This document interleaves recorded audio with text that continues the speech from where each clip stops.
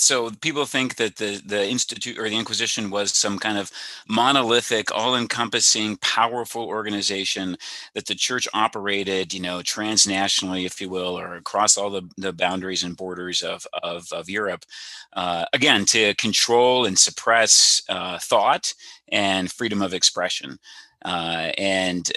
People also believe, or another major myth of the Inquisition is that it utilized torture, that you had these kind of sadistic monks that went around finding people, hunting down people, as you mentioned, who believed differently from the church, and abused them, tortured them, killed them, went after Jews, after witches, after Muslims, after anybody that didn't, even Protestants, anybody that believed different from the church.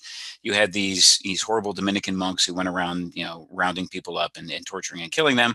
And then, one of the bigger myths, I think, too, that people frequently believe is that the Inquisition was responsible for the witch hunts and the witch craze that swept Europe as well, and even onto the shores of the New World in Massachusetts and other places.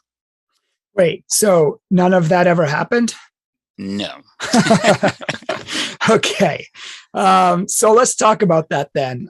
Maybe we could talk about it, because some people say 50 million people were killed. Other people, like David Hunt, I think, says 90 or 99 million people were killed. Others say it's over 100 million people were killed. I mean, is that even possible?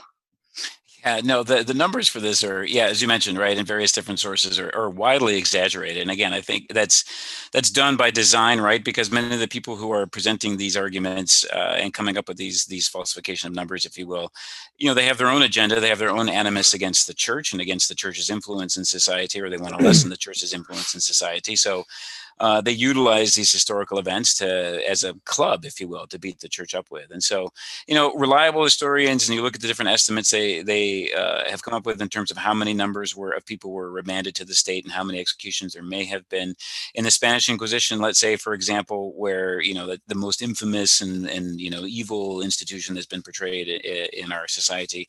In the height of the Spanish Inquisition, from the 15th century to the middle part of the 16th century, Henry Kamen, I believe it was, estimated 2,000 people were remanded to the state. So that's about 40 a year, and far less, a very small percentage, maybe 2% or so, definitely less than 5% of the numbers of cases that were brought before the inquisitors. So this is not, the tens of thousands or the millions of people, being remanded to the state and executed, even during the medieval period of time.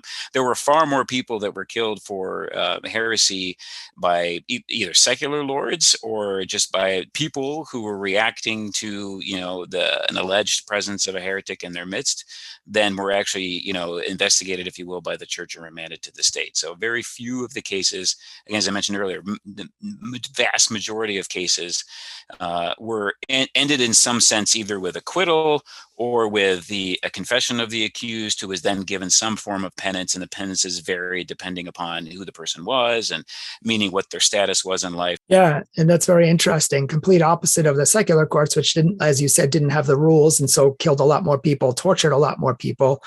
Mm-hmm. And I think it's interesting. I thought Patrick Madrid had a brilliant point in his book, Pope Fiction, which I think I have right behind me, actually.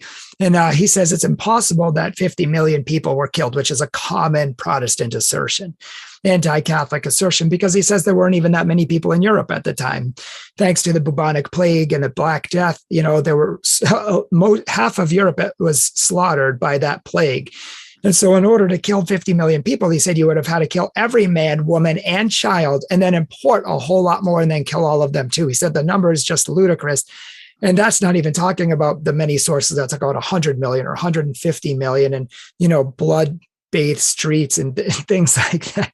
And if we could talk about torture for a second, because most people have the idea that everybody was tortured. You have the Monty Python in your head and dungeons and people just screaming. And it was a hideous sight. In fact, you have lots of revisionist histories and online pages that present all these different tortures and mythological things that probably never happened. So maybe you could talk about the torture for a second, because I think torture and killing are two of the biggest things that people misunderstand.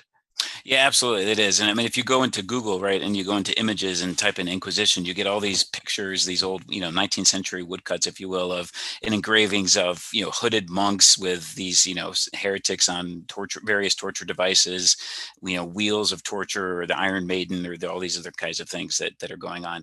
And so, yeah, we have to understand, right, that torture, first of all, again, going back into understanding jurisprudence at the time, torture was allowed as a means to elicit confession in both secular and ecclesiastical courts at the time.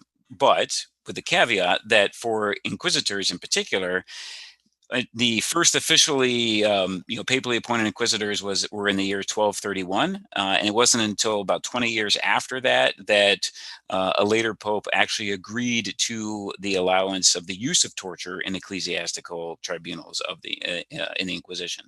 So it wasn't something that was initially a part of the inquisitorial process, as it was in secular courts. It was used very frequently for all kinds of different reasons in secular courts, but not so in ecclesiastical courts. Eventually, it was allowed, but there were certain conditions placed upon it, which did not happen in ecclesiastical courts, which were not present in secular courts. So what were some of these conditions? Well, in many cases, especially in the Spanish Inquisition, the torture session could only last for 15 minutes. So we're not talking about days or hours or weeks or months on end where you're torturing somebody. It could which is usually the vision people have. Yep. It could only be done for 15 minutes. It could only be done once. So it was kind of a last resort, if you will, a method. The instruments of torture were always shown to the individual first, before they were actually utilized in order to help, which was designed to try to get the person to, confess and not undergo torture, if you will. It was also never inflicted, the torture was never inflicted upon the individual by a cleric. So the monk or the inquisitor, whoever, usually these were clerics, priests, not monks, but they would not, they themselves did not do the torture, if you will. They didn't perform it. It was done by a secular official. In many cases, you had to have a secular representative as well as another ecclesiastical representative present during the torture sessions. They were all carefully recorded as well. It could never result in loss of life or limb. Certain groups of people were always prohibited from being tortured. So, for example, children or young adults, pregnant women, the elderly. There was all groupings of different of these kinds of peoples that were could never be used to torture, even if the inquisitor wanted to do so. And again, many inquisitors didn't like to do it, didn't like to resort to torture at all. One of the most famous inquisitors, Bernard Guy, didn't like torture at all. Infrequently used it or resorted to it. Didn't think it was beneficial. Thought that the confession that was elicited was only given because the individual wanted the torture to stop, which makes sense. And to that point, that if someone did confess under torture, then that was written down, it was recorded, but then the next day they had to then affirm and confirm or verify that confession outside of torture to ensure that it actually was a real confession and not given just because they wanted the torture to stop, if you will. So torture was not something that, again, I mentioned that many of the inquisitors liked to use, and in many studies that I've seen, the statistics, there was somewhat kind of hard to come to an understanding on, but for the most part, right, the best studies have shown that in less than 2% of cases was torture ever really utilized, especially by the medieval inquisitors. Perhaps a little bit more, up to 5% or so, with cases in the Spanish Inquisition. But still, even if you take that higher estimate, the 95% of the cases brought before an inquisitor never resulted in torture. Wow. So that's literally the opposite of what our culture and our revisionist history teaches. And so it's interesting that, so they only could be tortured once. Very interesting. You can't keep torturing them. And it's for a very short amount of time. And it's only a select amount of healthy people. It couldn't be children or pregnant women or elderly and different things like that. And they had a lot of rules around it in order to help. I mean, if the person doesn't give up once, they can't do it again and again and again and again and again, which seems to be the understanding by most people. So This is literally like a bomb on our modern culture that people do not understand. I like that you said that there were two different types of courts. I don't think people understand that the Inquisition is just a court of law. That's all it is. Like we have today, we have courts. Are they evil? Of course. Well, that's debatable, but we have courts of law that are supposed to be just today. And in the ancient days, they had courts of law too, secular and ecclesiastical, as you said. And if I'm not mistaken, I've heard many times over that the inquisitions of the Catholic Church or the ecclesiastical courts were far more fair than the secular courts of the day. And some people wanted to get transferred over to the ecclesiastical courts so they could have fair trials. Is that correct? Yeah, that's absolutely right. I mean, the ecclesiastical courts of the day were well known to be more fair and just than secular courts. We even have instances, recorded instances of people, especially in Spain, accused of secular crime in secular jail, who then, while they're in secular jail, blaspheme or utter some form of heretical doctrine so that they could be remanded to the Inquisition to be placed in the ecclesiastical jail, because there they were treated more fairly and were given better food and better conditions, if you will. So you have that difference in the courts, and the punishment, as I mentioned too, was different, right? Every penalty or punishment associated with an ecclesiastical crime like heresy is oriented towards that goal, if you will. So from the ecclesiastical perspective, the punishment would be excommunication, right? You're excommunicated from the church. You're declared to be outside of the communion of the church, unable to receive the sacraments, and it's designed to, in essence, be a wake-up call to that individual that you cannot receive grace from the sacraments, and you're placing your soul in danger by believing falsely. And so that's the spiritual perspective. The secular perspective, again, heresy was seen as a threat to the unity of society.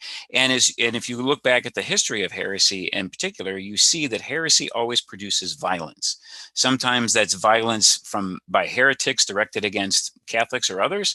Sometimes it's even heresy or violence of Catholics directed against heretics, right? That the people take it upon, not ordered by the church or what have you, but the people take it upon themselves because they feel threatened, because they are afraid at this danger. They react, and they can react violently, and they did so at times. And so that would cause bloodshed and violence, and secular rulers don't want that. They're charged with peace and unity and security in their territories. And so for them, heresy was a crime because it was a violation of the unity of society, and it was a threat to society. And so secular authorities, right, they want to enforce peace. They want to enforce unity that way. They want to enforce security. So anything that disrupts that is treated more harshly than other kinds of crimes. And so heresy was considered to be a capital crime under the secular authorities, and it was punishable by death. Whereas on the ecclesiastical side, if you will, the canon law forbid the granting or the giving of the punishment of death for any crime. So heresy was not punishable by death under the ecclesiastical courts, but it was punishable by death in secular courts. That's one of the biggest things that many people think, is that the Catholic Church persecuted and killed people by millions, in fact, tens of millions, in fact, hundreds. I mean, it depends on the source you'll look at, but hundreds of millions by some accounts. And you're saying that the Catholic Church's punishment was excommunication and not death. So what would happen in this process we were talking about earlier is that one who is accused of heresy, who's then adjudged to be obstinate in their heretical belief, so given multiple opportunities to recant, to repent, to reform, to come back to communion, refuses to do so, then the inquisitors would have then declared the person to be obstinate in their heresy, and then would have excommunicated them, and then remanded them to the state. Okay. In essence, saying there's nothing more the church can do, right, for you. We've highlighted that you've placed your soul in danger, highlighted that you're believing something heretical. You've explained why that is heretical, given you opportunities to recant, repent, reform. You've refused to do so, remand you to the state. So the state would then pass judgment on the heretic. And again, under secular law, heresy was a capital offense and punishable by death. So the secular authorities would then declare the person to be a heretic as well. and then would put that person to death. So the church never did that, never put anybody to death. Now, did the church know when they remanded somebody to the stake that more than likely that heretic would be condemned and die? Yes. And they tried the inquisitors in particular, tried vehemently to ensure that that didn't happen. And when you read their writings, they recognized that if that occurred, then they had failed in their job. They had failed in their duty. Their duty was not to bring about the death of the heretic, but to highlight the danger the heretic was placing themselves in, and to bring about their conversion and reform. And when that didn't happen, it really, it was seen again as a failure on their part. So the Catholic Church didn't kill anybody. The Pope didn't go around killing people. The priests didn't kill people. The bishops didn't kill people. And in fact, we have to remember, and I think it's important just to remind our viewers here, that the Inquisition wasn't started by the Vatican. It was started by the King and Queen of Spain, who asked the Pope to send theologians because they're not theologians. They can't detect heresy. So these people were just working for the King and Queen, but didn't kill them themselves. Thank you so much, Steve, for being on this show today. We really, really are glad that you were here with us. Yeah, thank you, Brian, for the opportunity to talk about this most misunderstood historical event. So blessings to you and your family. Yeah, thank you. Thank you so much.